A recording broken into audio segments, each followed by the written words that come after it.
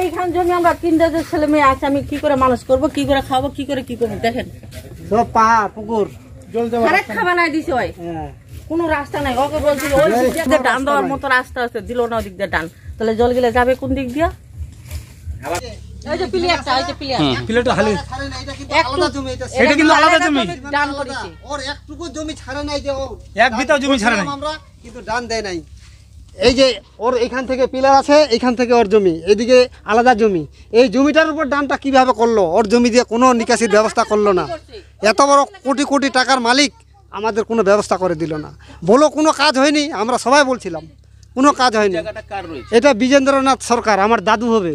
আচ্ছা, ও ধান কাটতে পারে নাই, বলছে কি করবো, মালিকে জানিয়েছিল, বলছে আমি কি করব, আমার জায়গা আমি পাঁচে বসিয়ে দিয়েছি, যাও তোরা কি করবে করো। ক্ষতিপূরণ চাইছেন তাহলে? হ্যাঁ হ্যাঁ, ক্ষতিপূরণ তো অবশ্যই দিতে হবে ওকে, ক্ষতিপূরণ না হলে কিভাবে? ওর জমি জায়গা নাই তো, ভেস্টেরই জমিটা। দিদিকে বলো জানাবেন এবং পাড়ার সমাধানে হ্যাঁ জানাবো স্যার, অবশ্যই জানাবো। আমরা অভিযোগ রয়েছে আমাদের জমিতে জলের সুযোগ সুবিধা নাই বাইর হওয়ার, এই জন্য ফসল করতে পারি না, এটাই অভিযোগ। কি চাইছেন? আমরা ক্ষতিপূরণ চাইছি, যে আমরা ফসল হবে, ফসলের কিছু ক্ষতিপূরণ দিতে হবে, নাহলে আমরা কি করে খাই বাঁচবো? এবং জল নিকাশের রাস্তা নাই। কে করেনি? জায়গাটা কে কিনেছে এখানে? নজরুল। আচ্ছা, উনি নিকাশি ব্যবস্থা না, ও নিকাশের ব্যবস্থা কোনো কিছু করে দেয় না। আপনার সমস্যা রয়েছে? আমার 3.5 বিঘা জমির ব্যবস্থা রয়েছে। কতটুকু ধান হতো এখানে? এখানে ধান হতে 40 থেকে 45 মন ধান হয় হেউতি, আর পুষাটা হয় আপনার 60 মন। কতদিন ধরে সমস্যা আপনার? এই তো আবার মিথ্যা কথা বলে লাভ নাই, এই ফসলটাই। প্রিয় দর্শক, জল নিকাশি ব্যবস্থা না থাকার কারণে মূলত দেখতে পাচ্ছেন জল জমে রয়েছে। বাড়িতে ঢুকবে কি করে, বের হবে কি করে? উত্তর দিনাজপুর কালিয়াগঞ্জের 8 নম্বর মুস্তফানগর গ্রাম পঞ্চায়েতের বনিগাঁও এবং ফুলট্টি এলাকার এই সমস্যা রয়েছে। কয়েকটা লোকের বাড়িতেও আবার জল ঢুকে যাচ্ছে, বাড়িতে ঢুকতে পারছে না। মাটির ঘর যে কোনো সময় ভেঙে পড়ে যেতে পারে। বাড়িতে আমরা জল খেতে বাড়িতে ঢুকছি, আমরা এখানে অনেক লোক ব্যবহার করছি স্যার। আমাদের কতগুলো, আমরা 4টা পরিবার আছে এখানে। বৃষ্টি হলেই জল ঢুকে, বৃষ্টি পড়ে জল, আমরা কি অবস্থা, সব কাঁচা বাড়ি, কখন ভেঙে পড়বে, কখন কি হবে, আমরা কত শত হাতে করে আমরা ঘুমতে পারছি না এই বৃষ্টির জন্য। আমরা তো ডায়েরি করে তো কোনো জায়গায় পাচ্ছি না, কাকে কি বলবো। এমনি ওকে ওকে বলছি, বলে হবে, এই তো বর্ষাকাল হলো পড়লে বলে হবে এরকম সব অঘাতে আমি দিন যাচ্ছি, কান্তি মধ্যে দিন যাচ্ছে, ছলগুলো মানুষ করে কেন করে, সবগুলো মাটির বাড়ি মরে যাচ্ছে। আমরা ব্যবস্থা করেন আপনি স্যার, দেখেন জল ঢুকিয়েছে, জল নাই, ব্যবস্থা কিচ্ছু নাই, কিচ্ছু নাই, ব্যবস্থা একদম কিচ্ছু নাই। জল যাবার রাস্তায় বন্ধ, ঘরে জল ঢুকে যাচ্ছে, থাকার অসুবিধা, থাকতে পারছি না আমরা। ঘর মাটি ভিজে, সব মাঝে মাটি সব ভিজে চলে যাচ্ছে জল। কোন এলাকা বাড়ি আপনার? এখানে বাড়ি আমার, এই বনগা বাড়ি। হ্যাঁ, আপনার নাম? আমার নাম শোভা বর্মন। সব ভিজা বাড়ি, সব মাটিতে শুয়ে আছে, সব বাড়ি ঘর সব এই সব কখন যে ভাঙে পড়ে যাবে, কোনো কাণ্ড। তাহলে দেখেন আপনারা, একমাত্র ওরাই তো দোষ, ওরাই তো চক্রান্ত, ওরাই তো চক্রান্ত ঢুকে যাচ্ছে, বাড়িতে ঢুকতে পারছে না। মাটির ঘর যে কোনো সময় ভেঙে পড়ে যেতে পারে। এবং সমস্ত অভিযোগ এই এলাকারই একজন প্রভাবশালী মিল মালিক নজরুল, তার বিরুদ্ধে অভিযোগ রয়েছে।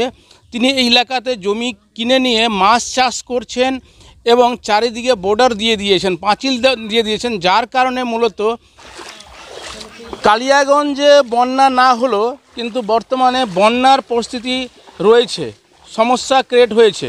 কতটুকু সমস্যার মধ্যে রয়েছে? কতটা এতটুকু সমস্যার জন্য ইয়ে পড়েছে, জলের মধ্যে চলে যাচ্ছে, চারোদিকে জল, আর উপর দিকে বৃষ্টি, ডান এদিকে নজরুল বন্ধ করে রাখছে রাস্তার মধ্যে, ঢোলের মধ্যে যেতে পারছি না। বাচ্চা কাচ্চা নিয়ে কীভাবে আমরা ইয়ে করবো, বাইরে হবো? কবে থেকে সমস্যা? শহর জমির থেকে সমস্যা নাকি? এইবার প্রথম বেশি, আবারও এইবারই সমস্যা। বন্ধ করে দিয়েই সমস্যাটা হয়েছে। নজরুল বন্ধ করছে। হ্যাঁ, ওই যে কালভারটা ওখানে বন্ধ করছে, পাঁচি দিয়ে দিচ্ছে। পাঁচিটা হ্যাঁ হ্যাঁ, ওটাই। আপনার তো পাকা বাড়ি তো না, মাটির বাড়ি নাকি? না, ওটা আছে পাকা, পাকা ওইদিকে আছে।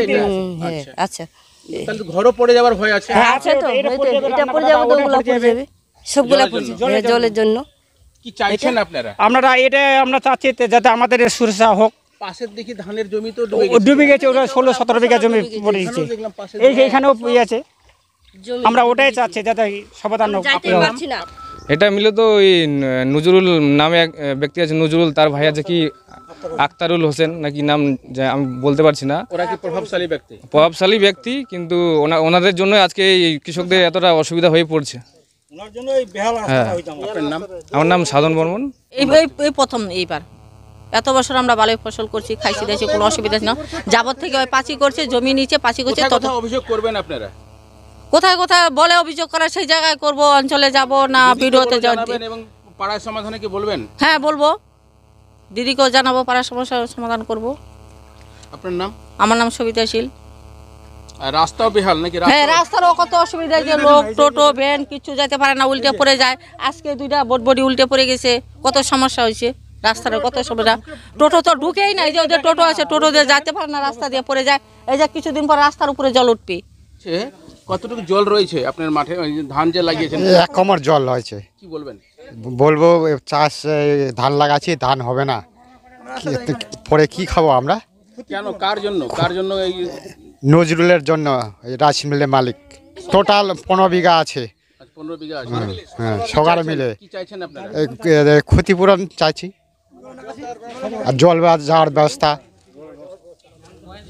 কি নাম আপনার? আর নিবারণ সরকার, বাড়ি বনিগ্রামে। জমিগুলো বদল চাচ্ছে, বলছে যে এটা জমি দিয়ে দাও, তোমাকে এই অন্যদিকে দিচ্ছি। লেখাপড়ি করবে, লেখালেখি করবে না, এইভাবে লাগবে। আমাদের তো ভেজ জমি স্যার, আর ও দিবে মাল জমি, ও দিবে লিজ, আর এই আমাদের কাছে চাচ্ছে লিজ। তো ও তো আমাদের ওই কাগজপাতি মনে করেন 2 দিনে ও শেষ করে দিবে, ফিনিশ করে দিবে।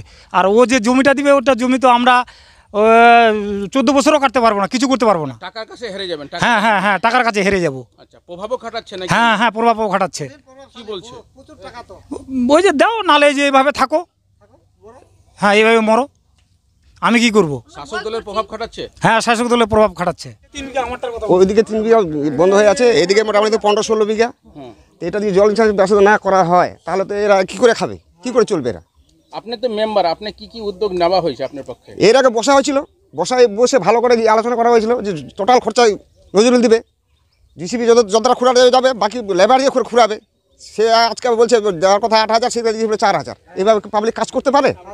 বনিগাঁও প্লটটি এলাকাতে একটু জমির কিছু ব্যক্তি জমি দখল কেনার পরে সেখানে মাছ চাষ করছে, এবং মাছ চাষ করার পরে পাঁচিল দেওয়ার কারণে জল জমে যাচ্ছে এবং ফসল জমি এবং বাড়িতে জল ঢুকে যাচ্ছে। কি বলবেন?